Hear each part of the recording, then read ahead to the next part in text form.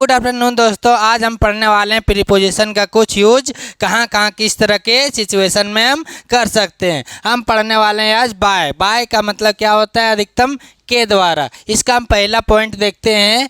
जब कोई काम किसी व्यक्ति या चीज़ के माध्यम से किया जाता है तो वह बाय का प्रयोग होता है। इसका इस्तेमाल ज़्यादातर कहाँ होता है? पैसिव में। हम पैसिव में ही देखते हैं, ज़्यादातर प्रयोग करते हैं बाय का। हम एग्जाम्पल में यहाँ देखते हैं, यह किताब राहुल के द्वारा लिखी गई। किसके द्वारा लिखी गई? राहुल के द्वारा। This book was written by Rahul. अब दूसरा देखते हैं, चोर को पुलिस के द्वारा पकड़ा गया। The thief was caught by the police. अब हम देखने वाले हैं दूसरा कॉन्सेप्ट जो बाय प्रयोग होगा। जैसे हम देखते हैं दूसरा क्या है? से या के जरिए। कहाँ पे प्रयोग करेंगे? मोड ऑफ ट्रांसपोर्ट या कम्युनिकेशन। जब हम किसी वाहन या माध्यम से यात्रा या बातचीत करते हैं तो बाय का प्रयोग से के रूप में होता है। वहाँ क्या हम पढ़े थे? के द्वारा पैसिव में प्रयोग होता है, और यहाँ बाय का क्या मीनिंग देता है? से का मीनिंग देता है। कब प्रयोग करेंगे?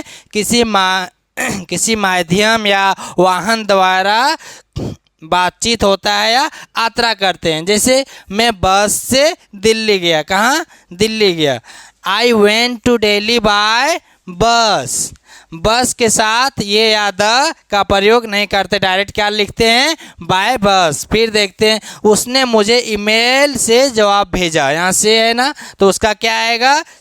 बाय आएगा। He replied to me by email. जो भी जैसे किसी माध्यम द्वारा हम कोई संदेश भेजते हैं, नोटिस भेजते हैं, तो हम बाय का प्रयोग करते हैं। By WhatsApp, by Instagram, by Facebook. यहाँ पे हम दिए थे बाय ईमेल, यानी किसी माध्यम द्वारा या वाहन, तो क्या होगा वहाँ पे? से का मीनिंग बाय होता है। अब तीसरा कॉन्सेप्ट होता है बाय का, जहाँ प्रयोग तक का मीनिंग देता है। क्या मीनिंग देगा? तक।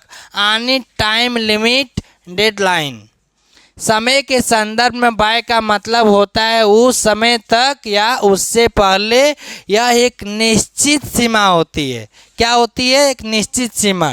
जैसे हम देखते हैं अभी उदाहरण में, मुझे शाम 5 बजे तक घर पहुंचना है। कितना निश्चित सीमा है इसका? 5 बजे तक ले, वरना नहीं जाएंगे 5 बजे तक ले तो मार पड़ेगी। I have to reach home by 5 PM। I have to reach home 4 PM, 6 PM या 6 AM। इस तरह फिक्स क्या रहेगा? निश्चित सीमा रहेगा। वहाँ क्या देगा मीनिंग? तक का मीनिंग। तक का मीनिंग क्या लगाना है? बाय लगाना है। अब दूसरा उदाहरण देखते हैं, हम यह प्रोजेक्ट सोमवार तक पूरा कर लेंगे। We will complete this project by Monday. क्या होगा? We will complete this project by Monday. कहाँ का प्रयोग करना है? किसी माध्यम द्वारा कोई संदेश भेजते हैं या वाहन द्वारा कोई यात्रा करते हैं तो हम तक का मीनिंग बाय में होता है। जैसे अब देखते हैं चौथा पॉइंट क्या होता है? के पास या के बगल में, बिसाइड, नियर, यानी हमारे जो बगल में रहेगा। जैसे देखते हैं हम लोकेशन के संदर्भ में, जब कोई चीज़ या व्यक्ति किसी के बिल्कुल पास या बगल में होता है तो वहाँ क्या प्रयोग होता है? बाय का प्रयोग करते हैं। जैसे नदी के पास एक सुंदर घर है। के पास, किसके पास है? नदी के पास। There is a beautiful house by the river. का पास होना चाहिए। के पास का मीनिंग क्या देगा यहाँ? बाय। आओ और मेरे पास बैठो। कहाँ बैठना है? बगल में। कम एंड सीट बाय मी। और एक कंसेप्ट देखते हैं इसका, के हिसाब से। क्या होगा? के हिसाब से और के अनुसार। बाय का मीनिंग यह भी होता है। कैसे प्रयोग करेंगे? जब हम किसी माप तोल या रेट या तरीके की बात करते हैं तो वहाँ पे क्या प्रयोग करेंगे? बाय का प्रयोग करेंगे। कब? जब कभी माप तोल करना हो या रेट या तरीके की बात करते हैं। जैसे हम उदाहरण में भी देखते हैं, केले दर्जन के हिसाब से बेचे जाते हैं। Bananas are sold by the dozen. समझ में आया? अब भगवान के लिए मेरी बात सुनो। क्या कर रहा है? कसम खाने या जोर देने के लिए। आई सवेयर बाय गॉड। क्या बताएं? हम तरीके की बात करते हैं या माप तोल, तो क्या प्रयोग करेंगे हम? के हिसाब या के अनुसार के लिए बाय का प्रयोग करेंगे। अभी और एक कंसेप्ट देखते हैं, हम इतना ही कंसेप्ट पढ़ने वाले हैं। और बाय का देखते हैं एक ही में, जो एक लाइन में दे दिए काम करने वाला, जैसे के द्वारा क्या होगा, डन बाय मी। माध्यम कोई भी वाहन रहे या कोई व्हाट्सएप ईमेल जो भी रहेगा, से या के जरिए का मीनिंग देगा, समय सीमा तक का मीनिंग देगा, और जगह के लिए क्या देगा, के पास हो या बगल में। Travel by car, by tomorrow, stand by the window, इस तरह की और भी हम आगे प्रीपोजिशन पढ़ने वाले हैं। इसी तरह अलग अलग टॉपिक में कहाँ कहाँ प्रयोग होता है देखते हैं और आगे। अब पढ़ेंगे हम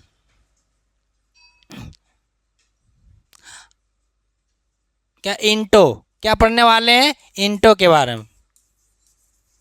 इंटो का मीनिंग क्या होता है, जब कोई व्यक्ति या वस्तु गति करते हुए किसी स्थान, कमरे या चीज के अंदर जाती है तो हम क्या प्रयोग करते हैं, इंटो का। कोई भी वस्तु रहेगा गति करते हुए अंदर जाती है तो उसे वहाँ क्या प्रयोग करेंगे हम, इंटो का प्रयोग। जैसे उदाहरण देखते हैं, वह कमरे में आया, वो गति से आया, कहाँ आया, कमरे में, बाहर से अंदर आया तो क्या होगा, ही केम इनटू द रूम, वहाँ बाहर था और चलकर कहाँ आया, अंदर आया। तुम क्या चीज़ प्रयोग करते हैं, इंटो का। अब दूसरा देखते हैं, मेढक कुएं में कूद गया, the frog jumped into the well. कूदने में गति, क्या वो कूदा थे, क्या एक गति हुआ ना, मोमेंट उसका बनाने। जैसे एक जगह से डायरेक्ट वो छलांग मारता है कहाँ, कुआं में, तो वहाँ क्या प्रयोग करेंगे, इंटो का। उसने जेब में हाथ डाला, he put his hand into his pocket, गति से ही डाला होगा ना उसका पॉकेट में हाथ।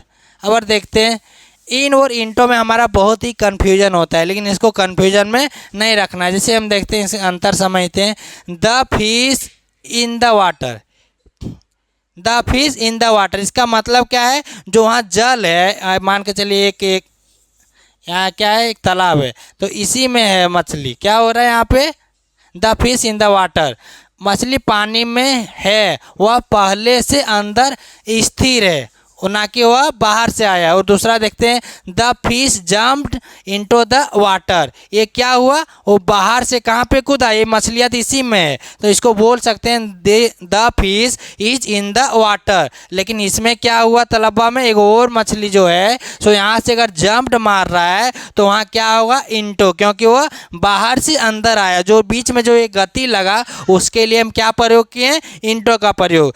मछली पानी में कूदी, वह बाहर से अंदर गति करके गई।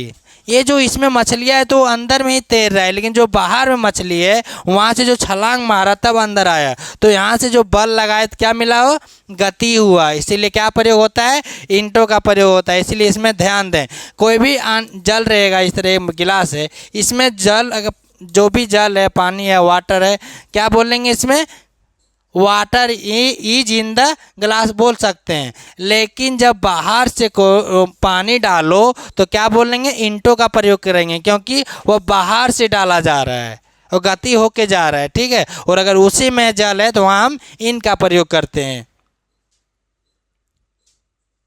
अब देखते हैं इंटो का दूसरा रूप में कहाँ प्रयोग होता है, रूप या अवस्था या बदलना। कहाँ प्रयोग होगा, रूप या अवस्था बदलना। जैसे जब कोई चीज़ एक रूप, रंग, भाषा या अवस्था से बदलकर दूसरी अवस्था में आ जाती है तो वहाँ इंटो का प्रयोग होता है।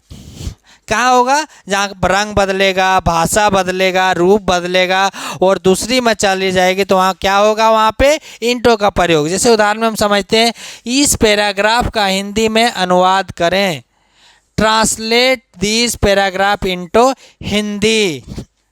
क्या होगा, अंग्रेजी से हिंदी रूप में बदल दिया। क्या क्या हुआ, अंग्रेजी से हिंदी में। पानी बर्फ में बदल जाता है, पानी बर्फ में बदल जाता है कब, जब उसको बहुत ठंडा किया जाता है तब, और बर्फ से भी पानी बना दिया जाता है तो वहाँ प्रयोग करते हैं इंटो का। वाटर चेंज इनटू आइस, तरल से ठोस अवस्था में बदली और रूप बदला ना, तो उसके लिए हम क्या प्रयोग करेंगे, इंटो का। अब देखते हैं, दूध को दही में बदल जाता है, मिल्क टर्न्स इनटू कर्ड। क्या बदल रहा है इसमें, दूध से दही हो जा रहा है। अब तीसरा देखते हैं पॉइंट, टकराने के संदर्भ में। कब प्रयोग करेंगे? टकराने के संदर्भ में। जब कोई वाहन या व्यक्ति किसी चीज से जाकर टकरा जाता है तो अंग्रेजी में क्या कहते हैं? उसे क्रैश कहते हैं। रन, ड्राइव के साथ क्या प्रयोग होगा? इंटो का प्रयोग होता है। जैसे उदाहरण में हम देखते हैं, कार पेड़ से टकरा गई। The car crashed into a tree. वाहन गलती से दीवार से टकरा गया। The accidentally walked into the wall. अब देखते हैं चौथा पॉइंट, विभाजित करना या बांटना। कब प्रयोग करेंगे इंटो का? विभाजित करेंगे या बांटना रहेगा तो हम इंटो का प्रयोग करते हैं। जैसे जब किसी चीज को काटकर या बांटकर अलग अलग हिस्सों में किया जाता है तो तब भी हम क्या प्रयोग करते हैं? इंटो का प्रयोग होता है। जैसे हम उदाहरण में देखते हैं, केक को 4 टुकड़ों में काटो। क्या कर रहा है उसमें? 4 टुकड़ों में बांट देना करके, तो वहाँ प्रयोग इंटो करते हैं। जैसे cut the cake into 4 pieces, cut the cake into 6 pieces, 5 pieces. अन्य आपको जितनी भी काट कर बंटवारा करना है आप, वहाँ इंटो का प्रीपोजिशन का यूज होता है। जैसे क्लास को 3 समूहों में बांटा गया। क्लास को कितने समूहों में बांटा गया? 3 समूहों में, तो हम यहाँ इंटो का प्रयोग करेंगे। जैसे the class is divide into 3 groups, 4 groups, 5 groups. इस तरह की जब भी सेंटेंस हमको बोलने की रहेगी तो उसमें प्रीपोजिशन का हम इंटो का प्रयोग करेंगे। जब बांटना हो और विभाजित करना हो। और एक पॉइंट हम देखते हैं, बोलचाल का आधुनिक प्रयोग। बोलचाल का आधुनिक प्रयोग में रुचि होना, टू बी इंटरेस्टेड। आजकल हम आधुनिक युग में भी इंटो का प्रयोग कर रहे हैं बोलचाल में। जैसे आजकल की इंग्लिश में टू बी इंटो समथिंग का मतलब होता है किसी चीज़ में बहुत ज़्यादा दिलचस्पी होना या उसे बहुत पसंद करना। हम आधुनिक युग में इंटो का प्रयोग कहाँ करते हैं?